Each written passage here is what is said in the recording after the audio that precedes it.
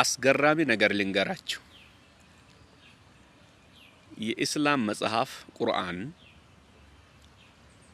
የቀደምት ሰዎችን እንዲህ ብሎ ይጠራቸዋል።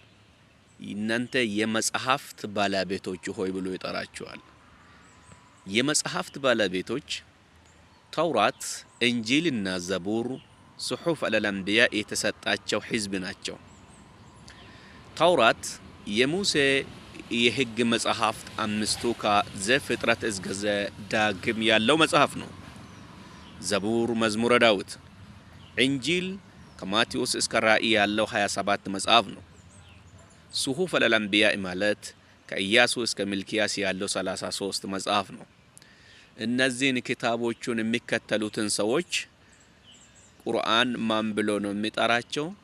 ያ አህሉል ኪታብ ይላቸዋል። እናንተ የመጽሐፍት ባለቤቶች ሆይ ብሎ ይጠራቸዋል። አይወላችሁ ደግሞ የራሳቸው ሃይማኖት አላቸው። እነዛ ሰዎች እስልምና የለም፣ ልብ በል፣ ቁርአን ነው እየመሰከረ ያለው። ወላ ተግሉ ፊ ዲኒኩም፣ በሃይማኖታችሁ ወሰንን አትለፉ። እነዚህ ሰዎች ምንድናቸው? የት ጋ ነው እንደዚህ የሚለው ከሆነ ብላችሁ የምትሉት ከሆነ ሱራ 4 ቁጥር 171 ላይ ነው የተጻፈ። በሃይማኖታችሁ ወሰንን አትለፉ አለ። በሃይማኖታችሁ ወሰንን አትለፉ። ሃይማኖት አሉ ማለት ነው እነዚህ ሰዎች።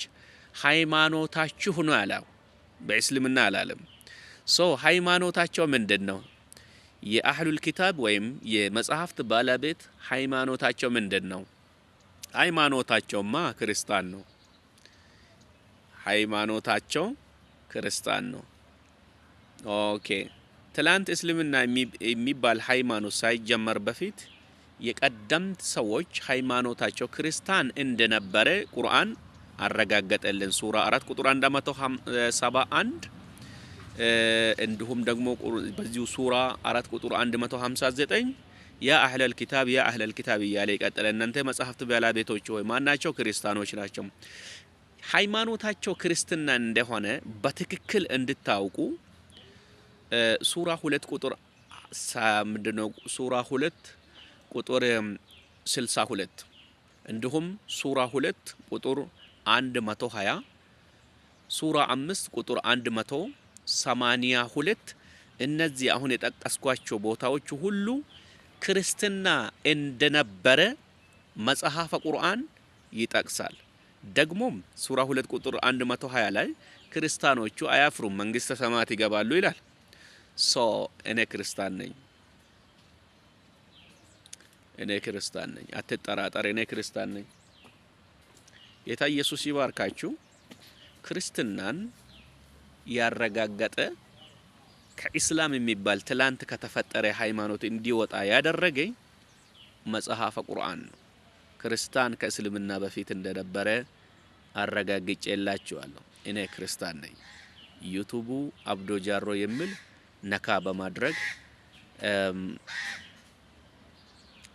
ሰብስክራይብ አድርጉልኝ። አንድ ሰው ከሰማችሁ ለሌላ ሰው አስተላልፉልኝ። ጌታ ኢየሱስ ይባርካችሁ። እኔ ክርስቲያን ነኝ።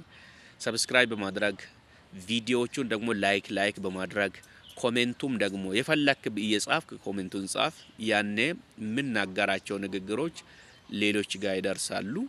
ጌታ ኢየሱስ ክርስቶስ ብርክርክ ያደርጋችሁ።